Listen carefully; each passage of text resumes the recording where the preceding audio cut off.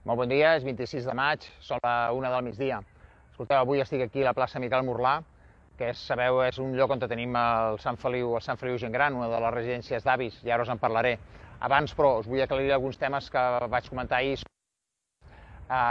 Sapigueu que els casals no seran efectius fins a la fase 3, vull dir que encara ens falten molts dies per arribar en aquesta fase.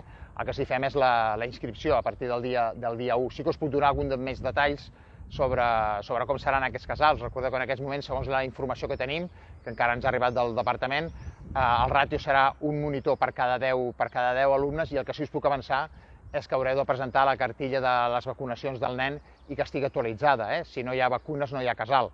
Això també ho hem de tenir en compte. I que es miraran de fer grups homogenis. Els grups homogenis, i per això aquest any no fem la contractació dels casals per setmana, sinó que serà mínim 15 dies o un mes, també si voleu, que ja sabeu que seran els mesos per quinzenes de juliol i d'agost. Em trobo aquí a la plaça Miquel Morlà, en el parc Miquel Morlà, que tenim, com us comentava, la residència del Sant Feliu Gent Gran, també per anunciar-vos que a partir de la fase 2 s'obre el període en el qual podreu visitar els vostres residents, els vostres familiars que estan tant al Sant Feliu Gent Gran com a la residència Sorís.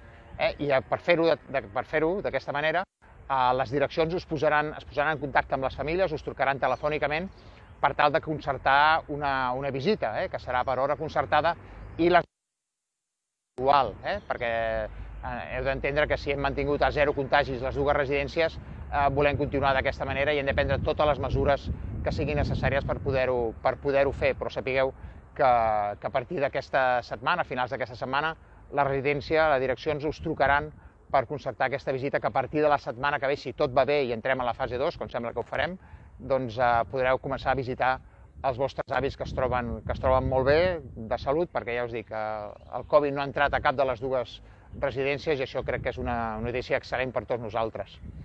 En un altre ordre de coses també us vull recordar que tindrem l'estat d'alarma almenys fins al 7 de juny. Això vol dir que no heu de baixar la guàrdia en cap moment.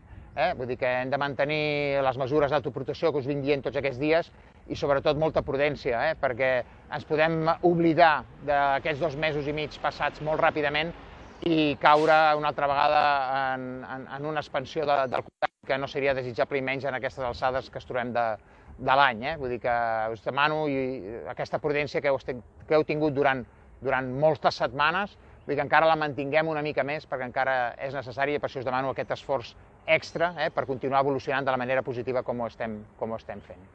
D'acord? Doncs fins aquí. Ens veiem demà.